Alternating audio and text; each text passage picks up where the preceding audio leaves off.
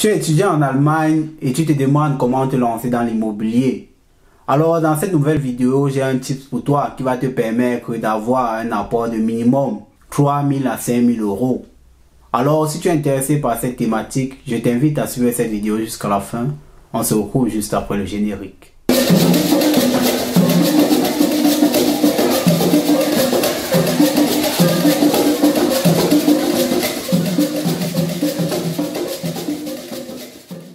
Bonjour ou bonsoir en fonction de l'heure à laquelle tu écoutes cette vidéo. Oui, moi c'est Franck de la chaîne Immo Investor en Allemagne. Alors sur cette chaîne, nous parlons des thématiques immobilières, les investissements immobiliers en Allemagne, comment se fait un patrimoine immobilier en Allemagne, surtout quels sont les risques liés à l'investissement immobilier en Allemagne. Alors nous parlons aussi des thématiques liées aux impôts en Allemagne, comment épargner les impôts. Et surtout, si tu es intéressé par cette thématique, je t'invite à t'abonner à la chaîne et surtout à partager à tous ceux-là que ça peut intéresser. Comme on le dit dans la chaîne, l'information c'est la clé. Alors aujourd'hui, nous allons parler de la thématique ou bien d'une des thématiques qui touche tout le monde, ça veut dire des impôts. Et surtout même les étudiants, comme on le dit ainsi, les étudiants sont des futurs travailleurs. Alors ici, dans cette vidéo, nous allons parler de la thématique. Comment en tant qu'étudiant, tu peux épargner pour avoir un minimum d'argent en commençant ton boulot ou bien dans le boulot en tant que Berufseinsteiger. Alors je vais d'abord commencer par m'excuser là à tous ceux-là qui ne comprennent pas allemand, car ici il y aura de temps à autre certaines expressions allemandes, alors ne m'en tenez pas rigueur, je vais les dire ainsi. Alors dans cette nouvelle thématique, nous allons parler des impôts en Allemagne. Quand on était étudiant, il y a toujours une expression qu'on suivait de part des autres. Un étudiant ne paye pas les impôts en Allemagne. Est-ce vrai? Toi-même, tu as eu à suivre ce genre d'expression. Tu te poses la question, est-ce qu'un étudiant ne paye pas les impôts en Allemagne? Alors, pour répondre concrètement, c'est faux. Ça veut dire que même étant étudiant, tu peux payer des impôts en Allemagne. Ou bien tu peux être appelé à payer des impôts en Allemagne. Alors, l'Allemagne prévoit juste ce qu'on appelle le Freibetrag. Le Freibetrag, c'est une somme que par an tu peux gagner sans être imposable. Ça veut dire que si tu es un travailleur, si tu es un étudiant ou bien tu es une personne lambda qui travaille en Allemagne et qui n'atteint pas ce seuil du Freibetrag, alors tu n'es pas imposable en Allemagne. C'est pour ça que les étudiants ont l'habitude de dire que bon, je ne paye pas d'impôts ou bien je n'ai pas d'impôts à payer, tout ce qu'on me coupe, on doit me rembourser. Alors ici, il faut juste savoir que ce qu'on te rembourse, la somme que tu as gagnée ne dépasse pas ce Freibetrag. Ça veut dire simplement, pour résumer, que par an, si on prend un exemple de 9 000 euros, parce que c'est 9 000 quelques euros, et ça change chaque année. Alors, si on prend le Freibetrag, qui est par exemple, je prends un exemple banal, 9 000 euros, et qu'au courant de l'année, tu gagnes par exemple 7 000 euros, que tu es parti peut-être chez Daimler, Mercedes, tu as gagné pendant les Ferien 7 000 euros et on t'a peut-être coupé quelques, je vais dire par mois, on t'a coupé peut-être 200 euros.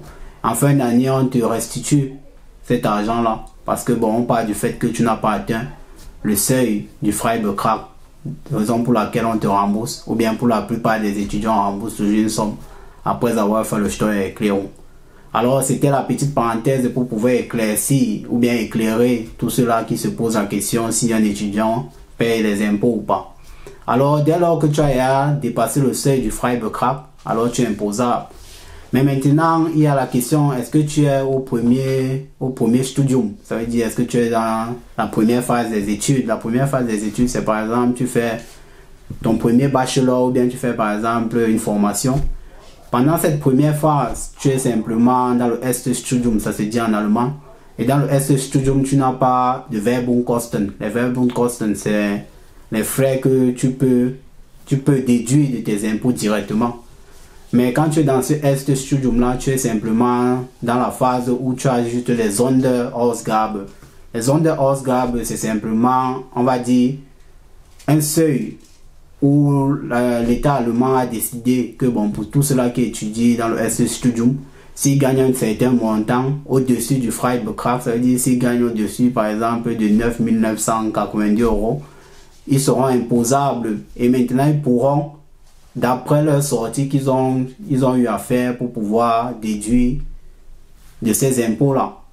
Donc, c'est simplement là pour résumer pour ceux qui sont dans le S-Studium. Et le seuil du zone de Ausgabe, c'est simplement 6 000 euros. Donc, ça veut dire que tout ce que tu peux dépenser et qui peut être déduit de tes impôts, c'est 6 000 euros. Donc, si on prend un exemple, par exemple, si tu as gagné 15 000 euros, tu pourras montrer et prouver que tu as des zones de Ausgabe, par exemple, de 6 000 euros. Et de là, on pourra toujours te rembourser ou bien ne pas te couper des impôts.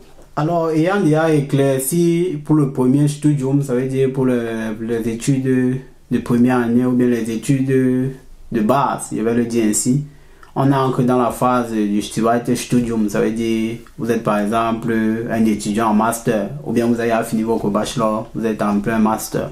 Alors ici c'est pour vous spécialement cette vidéo car ici vous aurez l'opportunité avec ces éléments de pouvoir épargner jusqu'à 3 000 et plus d'euros pour pouvoir vous lancer dans l'immobilier ou bien plus tard avoir une base. Ça veut dire que vous pouvez après votre master avoir un quota de peut-être 3 000, 5 000 euros en fonction de vos sorties, comme je l'ai dit tantôt.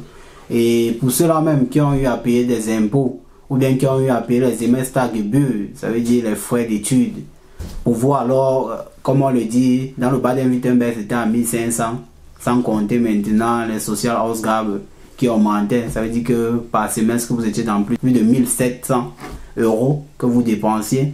Alors ceci, si vous n'avez pas eu à faire les Steuererklärung, je crois que vous devez suivre cette vidéo jusqu'à la fin.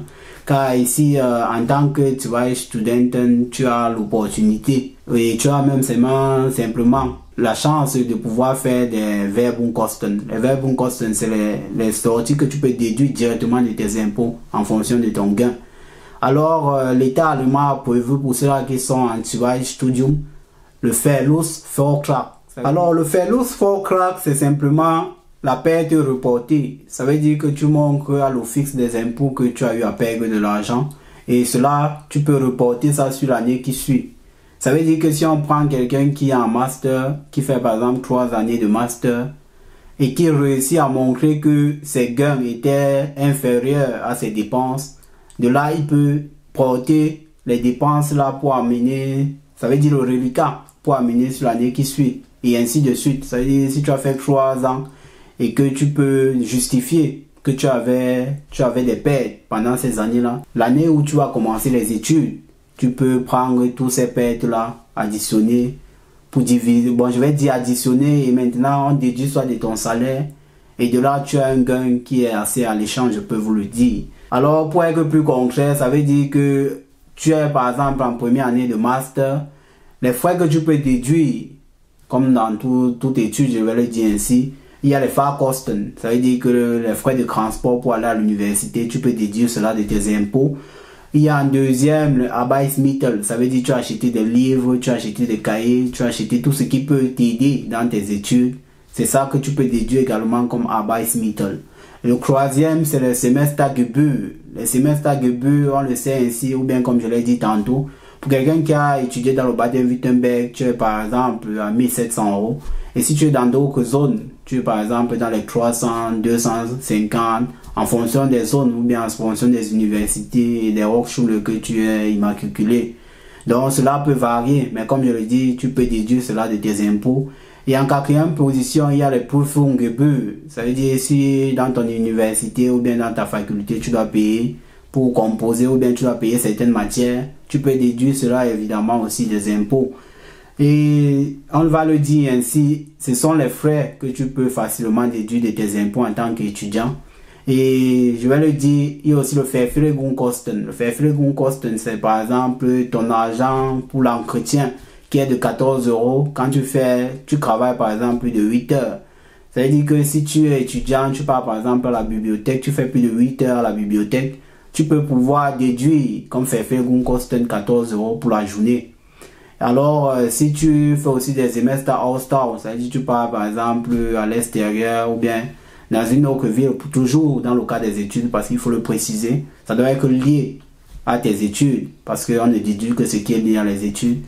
Donc, tu peux déduire également de tes impôts si tu es sorti de la ville et tu as eu Übernachten, ça veut dire que tu as eu à séjourner ailleurs. Tu peux avoir maintenant pour le Verpflegungskosten 24 euros. Ça veut dire tu as 28 euros, je vais le rectifier, car c'est 14 euros fois 2. Alors ça, c'est si ces frais-là que tu peux déduire de tes impôts.